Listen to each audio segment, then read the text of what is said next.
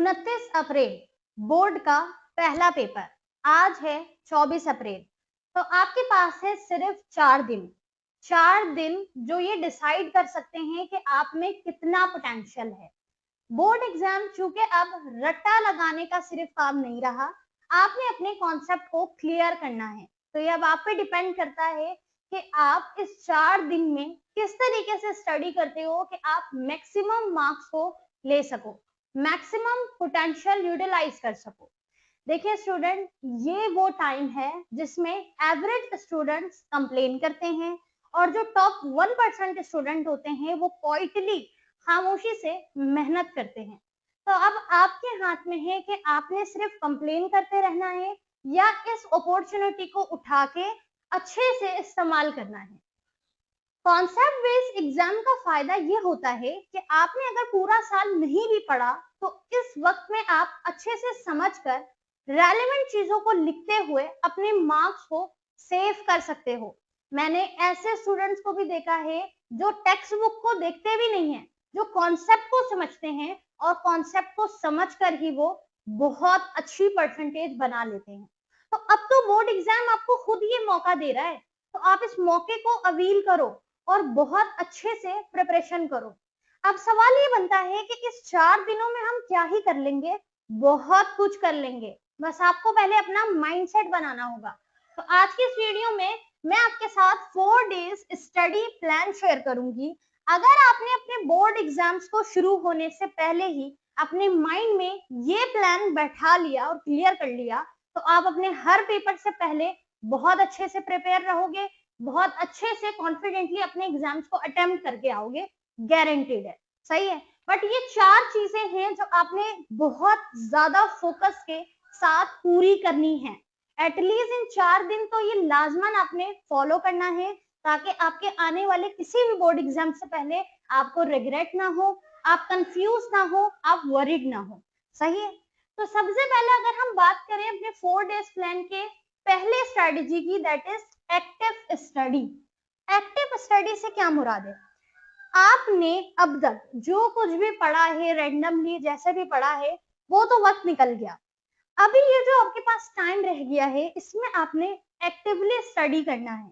यानी सिर्फ रैंडम चीजों को पढ़ना नहीं है, सिर्फ किताबों को नहीं देखना है, बल्कि आपने क्या करना है, क्वेश्चंस को लिखना है और उन क्वेश्चंस को लिखने के बाद पास्ट पेपर्स को सॉल्व करना है और साथ ही साथ अपने आप को टेस्ट करना है। यानी कि जितने ज्यादा आप क्वेश्चंस बना सकते हो, रेलेवेंट, बहुत ज्यादा पूछे जाने वाले, रिपीटेड, वो क्वेश्चंस बनाओ। पेजेस पलटने से, बुक को देखने से कुछ भी नहीं होगा। एक्टिव स्टडी करो। जो सवालात मोस्टली पूछे जाते हैं, रिपीटेड है, जो क्वेश्चंस हम आपके साथ शेयर कर रहे हैं, उन तमाम सवालात को एक नोटबुक उठाओ, पेन उठाओ, कॉपी उठाओ, शुरू हो जाओ, लिखो, पास्ट पेपर उठाओ, सॉल्व करो और अपने आप को टेस्ट करो। टेस्ट योरसेल्फ कि जो टॉपिक आपने समझा है, जो टॉपिक आपने लिखा है, वो कितने % आप खुद से लिख सकते हो। पहले तो आपने आंसर बना लिया, अब उसको एनालाइज करो, टेस्ट करो अपने आप को कि आपने कितना % उसको अपने जहन में बैठा लिया है, समझ लिया है। सही है। तो एक्टिव स्टडी करनी है, सिर्फ किताबें खोल के पेजेस नहीं पलटने हैं, अब क्वेश्चंस के ऊपर फोकस करना है। सही। दूसरा काम जो आपने करना है, वीक टॉपिक्स के ऊपर काम करना है। यानी हर दिन 2 वीक टॉपिक्स उठाओ। सही है। और उसको टारगेट करो। यानी कि मिसाल के तौर पे बायोलॉजी के सब्जेक्ट में, बॉटनी में, जोलॉजी में कोई ऐसा टॉपिक है जो बोर्ड एग्जाम में पूछा जाता है, जिसके सवालात कॉन्सेप्ट बेस्ड आ सकते हैं, पर वो टॉपिक आपको नहीं आता, तो उस वीक टॉपिक को उठाओ और उस वीक टॉपिक को समझो।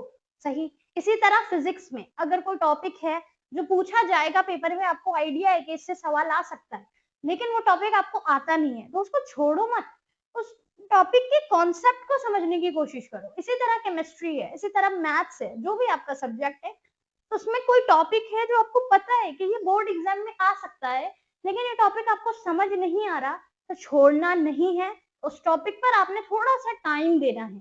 ठीक है। उन्हें क्लियर करो, इग्नोर मत करो। अच्छा, टाइम ब्लॉक से क्या मुराद है? टाइम ब्लॉक से मुराद है कि हम अक्सर जब भी स्टडी करते हैं ना, हम रैंडमली स्टडी करते हैं। सही है कि 2 घंटे पढ़ने बैठ जाता हूँ, सही है, 3 घंटे पढ़ने बैठ जाती हूँ, ये गलत तरीका है और अभी के टाइम पे तो बहुत ही रॉन्ग है। आपने क्या करना है, 50 मिनट स्टडी करनी है कि सिर्फ 50 मिनट कोई सब्जेक्ट आपने उठाया वो आपने पढ़ना है, 10 मिनट्स का अपने दरमियान में ब्रेक लेना है, सही है, वरना आपका माइंड उसको कैप्चर नहीं कर पाएगा, सेव नहीं कर पाएगा। इसी तरीके से इस 50 और 10 के रूल को फॉलो करके रोज 6 से 8 घंटे 6 to 8 आवर्स फोकस स्टडी करो। और अगर आपने सिर्फ एक दिन में 6 से 8 घंटे इस तरीके से पढ़ लिए ना, तो ये आपके लिए इनफ होगा। पर शर्त ये है कि ये 6-8 घंटे फोकस करना है, प्रॉपरली फोकस के साथ पढ़ना है, सही है। लास्ट और सबसे ज्यादा इंपॉर्टेंट स्ट्रेटजी हमारे प्लान का, और वो है रिवीजन एंड रिकॉल। रिवीजन और रिकॉल, सबसे बड़ी मिस्टेक स्टूडेंट्स यहीं पे कर जाते हैं। जो टॉपिक पढ़ा हुआ भी था ना, उसको रिवीजन करने के टाइम पे माइंड बिल्कुल ब्लैंक हो जाता है, समझ ही नहीं आता है पढ़ा क्या था, और एंजाइटी क्रिएट होती है और वरीड होते हैं कि अब हम क्या करेंगे, जो पढ़ा हुआ था वो भी सही से याद नहीं आ रहा। तो हमारे रिवीजन करने का तरीका ही सही नहीं होता है, हमने रिवीजन के साथ साथ उसको रिकॉल भी करना है।